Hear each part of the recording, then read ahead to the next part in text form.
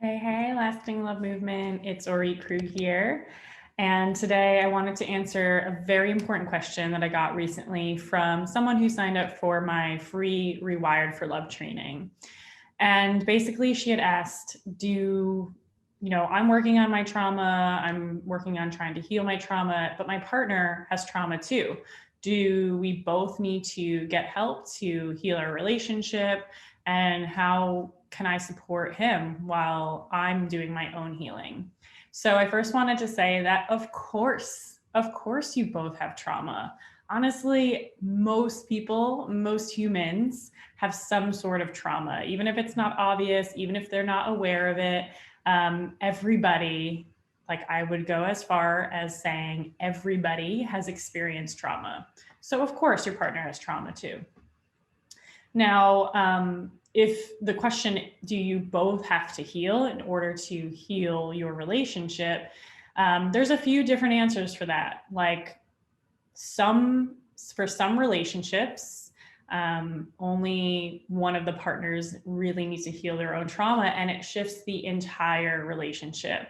These are most of our clients through my Let Love In program, where I work with the women in the relationship, or one of the women if it's a woman-woman relationship. And also, I know I titled this, Do Both Partners Need to, but if you're in a polyamorous relationship, it's like, do all partners need to heal? So we've worked with a lot of clients who have healed their trauma and their partner hadn't gotten any support to heal their own trauma, and it shifted the entire relationship. And this happens because when you and your partner are getting triggered by each other's behaviors and patterns, it just like creates this kind of explosion. It, like, this builds up an explosion because you're getting triggered and that's triggering your partner and that's triggering you more, and then things become ugly and like you're like, how the hell did we get here?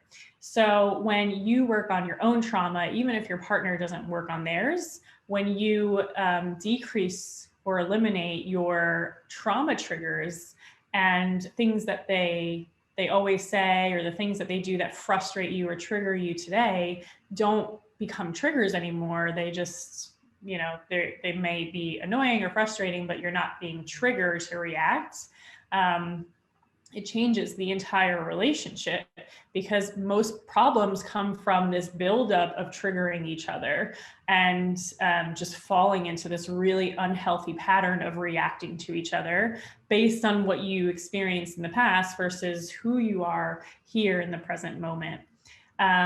So that's part one, where a lot of our clients through Let Love In, who are truly releasing trauma from their body and rewiring their nervous system, end up creating an entire shift in their relationship. Now, I know a lot of people will be like, oh, well, why do I have to do all the work? Why doesn't my partner have to do all the work? And I always try to say, like, let's back up for a second and look at that question. Like, do you want to heal your trauma? Do you want to feel better in your own skin? Do you want to feel more calm and less anxious all the time? Well, then forget about your partner doing the work or not doing the work for a moment, and ask yourself if you truly want to heal for you. Another part of that is a little bit more science here, is that as humans, we are always co-regulating. So this is part of what I had said before, like when you feel triggered less, your partner will be triggered less. And that's because in our nervous systems, what we call regulation, like that calm, cool place in our nervous system where we're in our window of tolerance and things just feel good and settled and calm and easy, even if there are things that are annoying or frustrating your relationship, the more you're in that regulated state, the more your partner will co-regulate with you. If you think about, like, if you're a parent, or if you think about parents, when a parent is calm, their child is more calm. When a parent is anxious and irritated, the child feels that energy You can see it as energy, but it's co-regulation as well. The child feels that and they're more anxious. And all of a sudden it's like, how is my 3-year-old having panic attacks? And we actually work with quite a few clients whose children are experiencing such severe anxiety at such a young age. So if you take that relationship analogy between the parent and the child, the same thing is going on with you and your partner. If you're feeling really anxious, really stressed, really like, oh my God, what are they going to think? Or if you're guarded, you aren't letting them in. If you're aggressive, like all of that creates, like, your partner is a mirror for that as well. And this is another thing that comes up. But what if they started it? Like, what if they got irritated first? And it's like, again, it doesn't matter who started it. Like, that's kind of like going back to a more juvenile place, right? Who started what, who got triggered first, all of that doesn't really matter. It just matters who's going to, not who, but are you going to heal your trauma and create a shift in the relationship? Are you going to take that step if that's what you want, without getting into places of like, but they're not doing the work, or but they're getting triggered first, and that's why I'm getting triggered. None of that is going to heal your trauma or your relationship, to be in that place in your mind where you're like trying to be like, it's not fair. You know, when I think of that place in my body of like, it's not fair, I'm like my, I don't know, 8-year-old self probably. So just know that that's, you know, I'm not trying to judge you or shame you, but that's another trauma pattern. If you're getting caught up in like, well, they need to do the work first, or they're triggering me first, right? It doesn't matter. It's like, if you want to heal, just do it, and you'll see the shift in your entire relationship. So that's kind of scenario number one. And another scenario, I'm thinking back to a client I worked with 2 years ago, Kristen Lindley, and she came to work with me when her relationship was on the brink of divorce, and her partner was just like refused to get any sort of therapy or help or anything. And we worked together, and she healed her trauma. She rewired her nervous system. She like became this completely evolved version of herself. Had also healed a lot of like physical medical issues as well. And, you know, her partner didn't get help through all of that. And yet they became closer, they became more connected, their communication became much better. There was still like, you know, there was still work to do because he still had lots of room to grow. But the good thing is he then was like, he was so inspired by her growth and her transformation, and seeing that it was such an enjoyable, like, yes, there were difficult moments through the healing. There was grief through the healing, grief that she avoided for a long, long time, and trauma that she had to work through. But it was an enjoyable process. And so he had this experience of witnessing her through this beautiful, enjoyable, even light process that he had never imagined was possible through trauma healing. And then he was like, I'm going to get my own therapy. I'm going to, I'm going to do it. So that was pretty cool.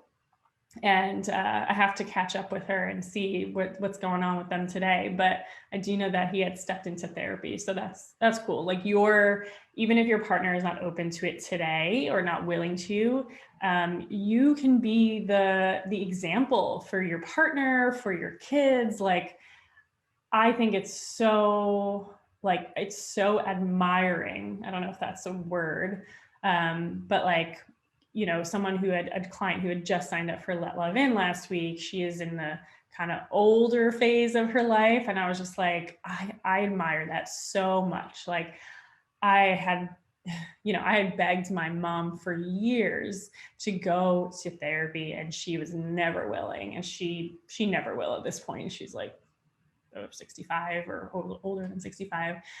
So yeah, I just think like when you step into that, not only do you break generational trauma, but you also are this role model for other people who you make it okay and even healthy and fun, like Kristen did, to get help. And then the last question that this woman asked is, how do I support my partner even while I'm doing my own trauma healing? And I think I just kind of answer that. Like, one, if you're healing the right way, like if you're healing through your body and through movement, you don't really have to do that much. Like, you will be already emanating this new version of you. Like, you will hold yourself and your body differently, you will move your body differently, and just the way that you show up in your world is like completely, oh, sorry. Oh no. I don't know if anyone saw that on the live. I forgot to lock. I have to finish this because I have another meeting. The way that you present yourself is just completely, it's different. It's like a lot of people go to therapy for many years and they're like, I'm changing, I'm talking about it, I'm meditating, I'm doing something different. And it's like, the energy of you still hasn't shifted. Like, it still feels really like, and like tense to be around you, and like walking on eggshells. But when you do this work and you become your new version of yourself through movement and through your body, it's like, you don't have to do that much to support your partner necessarily. You just do you. You just become this new, beautiful version of you, and it will inspire them like Kristen did. And that's a thing. Like, when you start healing through your body and start like having that confidence and this trust in yourself, you don't really have to ask all the questions of like, what should I do? How should I do that? How, it's like, and because we do this work in therapeutic relationship, it's like you already have the experience in session of how to respond in the healthiest way, how to stay present in the relationship, even when things get difficult, even when difficult emotions come up in your body. All of those questions, like if you have more questions always popping up in your head, that's all defense mechanism for being present in your body. Because it's like, if all the energy is here, then I can continue disconnecting and dissociating and not feeling my body, which is exactly where I need to start in order to have a true lasting healing. All right, so let me know if that answered your questions, if you had these questions as well. And again, I had mentioned my Rewired for Love training in the beginning of this video. It's free. It will show you the path that you truly need to take to heal trauma in a way that lasts, that can heal your relationship, even if your partner isn't getting support on their own just yet. So that is oritkrug.com, oritkrug.com/rewired-for-love. I'll write it in the comments box when I come back. I've got to go now. All right. Let me know if you have any questions as well in the comments, and I'll see you soon. Bye.